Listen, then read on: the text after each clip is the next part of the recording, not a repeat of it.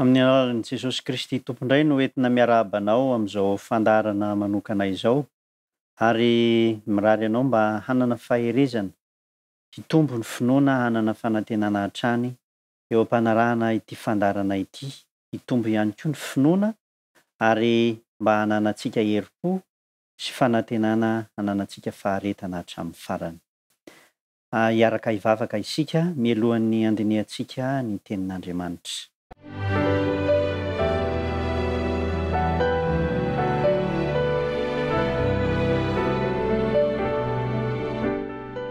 Rainay izay any an-danitra, misaotra anao izahay, mbola tratry ity fotoana ity indray izay natokanay hienoana sy handiniana ny teninao.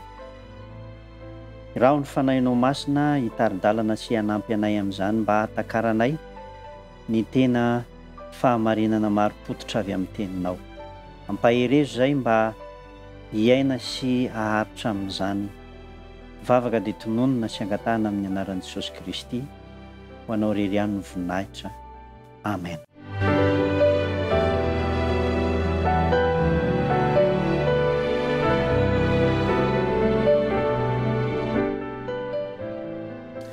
Faly tokoa izay miarahabanao amin'izao fandarana manokana izao. Ary amin'ny teny io ity dia ny fitiavana no tiana hambara aminao. Dia tsy inona izany fa ny fiainam-pitiavana izay tokony hananantsika kristianina amin'ny maha-kristianina mpanara-dian'i Kristy, amin'ny maha-zanak'Andriamanitra antsika dia ilay Andriamanitra fitiavana izay nanolotra ny zanany ho famonjena antsika, izay fitiavana mitafotafo hahazo antsika izany famonjena izany. Andeha ary tsika hanokatra avy hatrany ny tenin'Andriamanitra izay hitantsika ao amin'ny Petera. Petera voalohany toko 7 ka ny 9. Petera voalohany toko 7 ka ny 9. Petera voalohany ka ny toko 7 ka ny 9. Farany, miraisa saina ianareo rehetra ka miaraha ory, mifankatiava tahaka ny mpirahalahy, mifamindram-fo, manetretena. Izany no teny nosoratan'ny apôstôly Paoly hoe miraisa saina ianareo rehetra ka miaraha ory amin'izay zava-mampahory, ary mifankatiava tahaka ny mpirahalahy, mifamindram-fo ary manetretena. Raha ireo zavatra ireo no tanteraka eo amin'ny fiainako sy ny fiainanao dia ho feno fahasambarana ny fiainana kristianina, ary ho feno fitahiana sy hanana hery lehibe ny filazantsarani Kristy hitaona fanahy maro handova ny fiainana mandrakizay. Ilayntsika ny mifankatia. Izany no ambaran'ny soratra masina. Natsoina isika rehetra mba haneho izany eo amin'izao tontolo izao. Natsonitsika mba hiraisaina, natsonitsika mba hifankatia tahaka ny mpirahalahy, natsonitsika mba hifamindra fo, ary natsoina isika mba hanana fanetretena. Ry havana, ny antso dia ho amintsika rehetra, ka anjaranao, anjarako, anjarantsika ny mamaly izany sy manova ny fiainantsika mba hilaza ny fahatsaran'Andriamanitra, dia ilay Andriamanitra fitiavana. Io Andriamanitra miantso antsika io dia fitiavana. Matetika fitenin'ny olona rehefa misy zavatra hifantosoana tsy hifankahazoana dia izao no tenin'ny olona hoe za zany mihitsy. Ka Andriamanitra nefa dia miantso antsika fa tsy ianao, tsy izaho, tsy ny maha izaho ahy no ambara, fa mba tian'Andriamanitra dia mba hampafantatra azy amin'ny hafa isika. Izao no ambaran'ny Petera voalohany toko 2:7. Petera voalohany toko 2 ka ny 7. Petera voalohany toko 2 ka ny 7. Fakitsika amin'ny anaran'i Jesosy Kristy. Fa ianareo kosa dia taranaka voafidy, fanjakam-pisorona, firenena masina, olona nalain'Andriamanitra ho an'ny tenany. mba ilazanareo ny hatsaran'ny antso anareo hiala tamin'ny maizina ho amin'ny fahazavany mahagaga. Olona nalain'Andriamanitra ho an'ny tenany. Olona natsoina ho antokana. Natokan'Andriamanitra. Zany hoe raha miteny hafa zany dia hoe masina. Natokan'Andriamanitra. Zay no ilazany azy hoe firenena masina satria voatokana ho azy. Inona ny antony mahavoatokana? Ilaza ny hatsaran'Andriamanitra ilay ny antso antsika. Dia ilayntsika ny maneho ny toetra sy izany hatsaran'Andriamanitra. Tsy inona izany fa ny fitiavana. Araka ilay teny nambara teo hoe aoka iray saina ianareo, aoka hifankatia tahaka ny fifankatiavan'ny mpirahalahy. Ny mpanompon'Andriamanitra, ny zanak'Andriamanitra, ny mpanaradian'i Kristy, ny kristianina zany dia tsy tokony hanana toe-tsaina tia ady, tsy hanana toe-tsaina tia mifamaly na tia mizarazara, na tsy manana fanetretena fa miavonavina, manambony tena. Raha mbola izany toetra izany no ananantsika ry havana dia tsy olona natsoin'Andriamanitra isika ary tsy ao anatin'ny firenen'Andriamanitra isika. Fa ny firenen'Andriamanitra, ny firenena masina izay voatokana dia hilaza ary milaza ny hatsaran'ilay ny antso azy. Dia ny antso azy tao amin'ny maizina fa ho any amin'ny fahazavana. Zany hoe tena tian'Andriamanitra zany tsika haneho fiainam-baovao, haneho fahatsarana eo amin'ny tontolo misy atsika. Marina fa tsy sarotra izany, marina fa tsy mora izany, ary sarotra ny miaina izany ankehitriny amin'izao vanim-potoana farany iainantsika izao. Kanefa miantso antsika Andriamanitra mba hilaza izany hatsarana izany. Zao no ambaran'i Jesosy Kristy raha milaza an'io izy satria izany no voalohany indrindra tokony hananantsika. Jaona 5:12, Jaona 5:12. Zao ny didiko dia mba fifankatiavanareo tahaka ny nitiavako anareo. Jaona 5:12. Izao ny didiko dia mba fifankatiavanareo tahaka ny tiavako anareo. Ny tena fanirian'i Kristy zany, ny tena antso ataon'i Kristy amintsika zany, dia ny fankatiavantsika tahaka ny nitiavan'i Kristy atsika. Ohatra ny ahoana moa nitiavan'i Kristy atsika? Mpanota, manana fahalemeko, manana ny toetra ratsiko. Kanefa rehefa manantona azy dia mamindra fo amiko izy, mamela ny heliko. Ary rehefa mamela ny heliko izy dia tsy miteny an'izany intsony any aoriana hoe tadidiko anie ianao nanao an'izao. Tsy manao an'izany Kristy. Zay koa no mba fanirian'i Kristy hifankatiavantsika. Mba tahaka ny nitiavany atsika no fifankatiavantsika.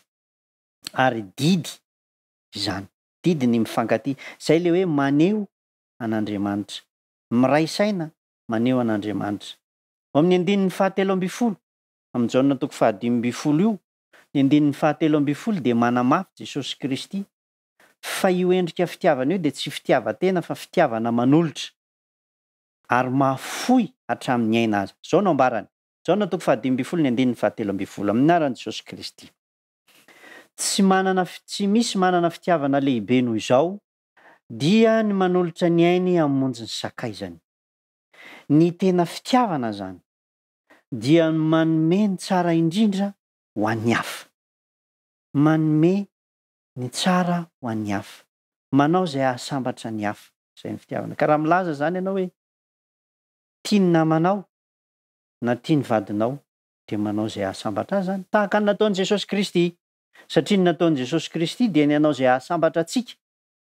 Na dia mpanota azy tsika, tsy mendrika azy tsika, dia natolony ny ainy mba havonjena antsika. Miantso antsika kosa nefa izy mba hanao an'izany amin'ny namantsika. Ary izay le hoe fitiavana. Zao no ambaran'ny apôstôly Jaona ao amin'ny epistily voalohany. Epistily voalohany nosoratan'i Jaona 4:1-12. Jaona voalohany 4:1 dia ny 1:12. Jaona voalohany 4:1-12. Naran'i Jesosy namakitsika ny teny. Fa izao ny teny nampitondraina izay efa renareo hatramin'ny voalohany. Tsy maintsy mifankatia isika.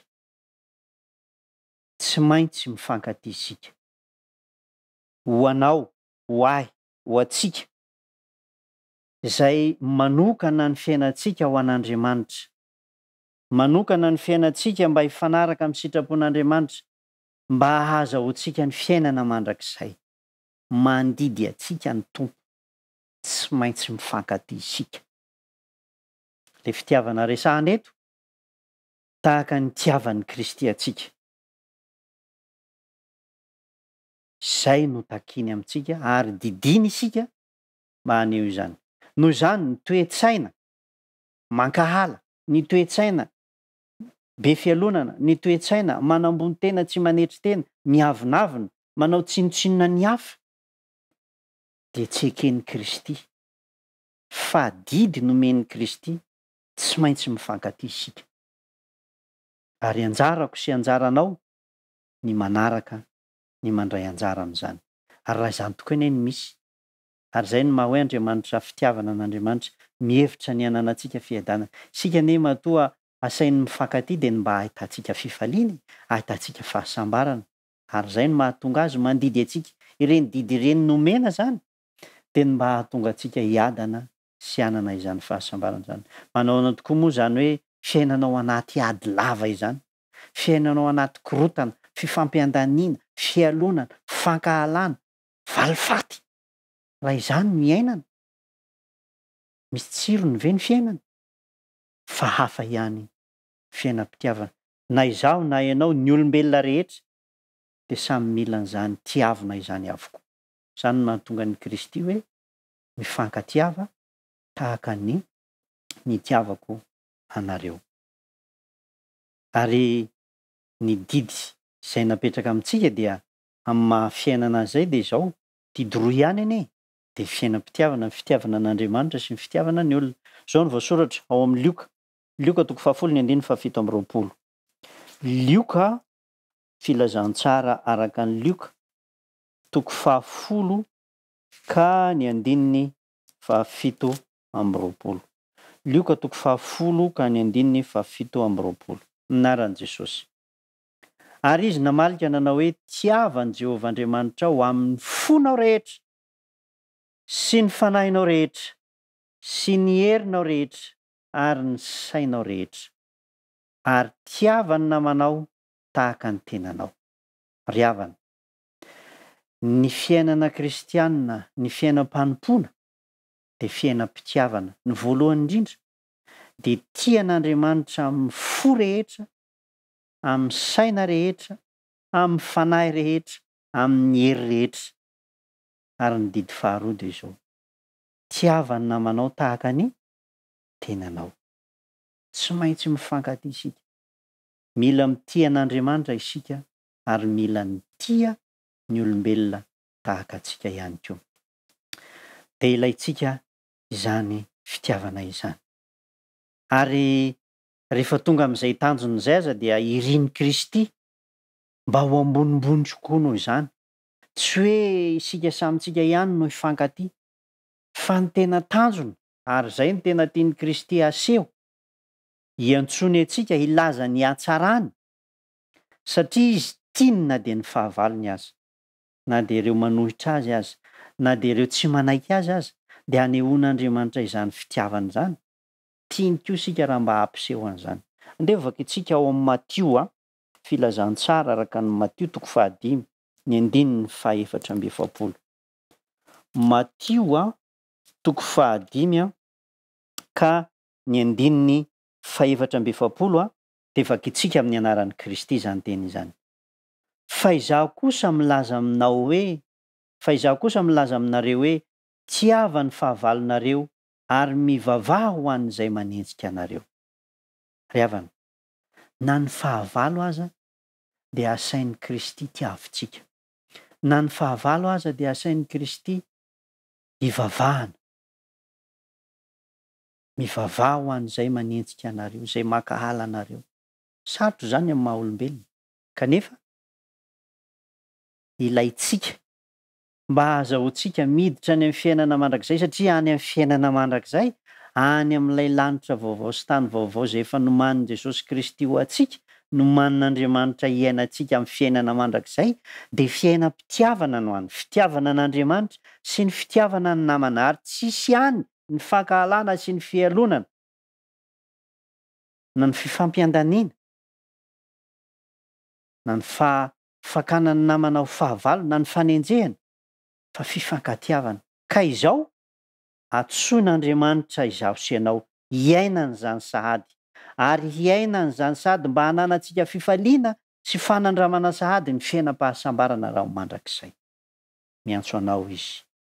Raha manana olana ianao, mety ho amin'ny vadinao, mety ho amin'ny zanakao, mety ho amin'ny fianakavianao, mety ho amin'ny mpiara-mivavaka aminao, mamela azy. Ary Jesosy Kristy dia miteny fa raha misy olana, andana aloha alaminy ny olana rehetra, izay vao mitondra ny fanatitra ao ianao. Mba tsy hanatsiny eo anatrehan'Andriamanitra, satria ilayntsika ny mamela ny heloka. Ambaran'ny soratra masina moa izany fa ninninona ataontsika na dia atolotra hodorana aza ny tenantsika, na dia manao zavatra maro samihafa azy tsika ka tsy manana fitiavana, dia zava-poana izany.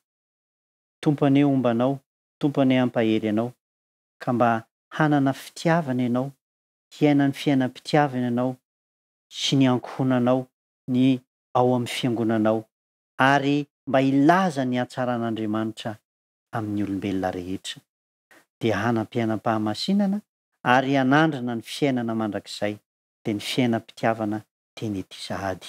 Ho aminao anie ny fiadanan'ny Tompo. Amen.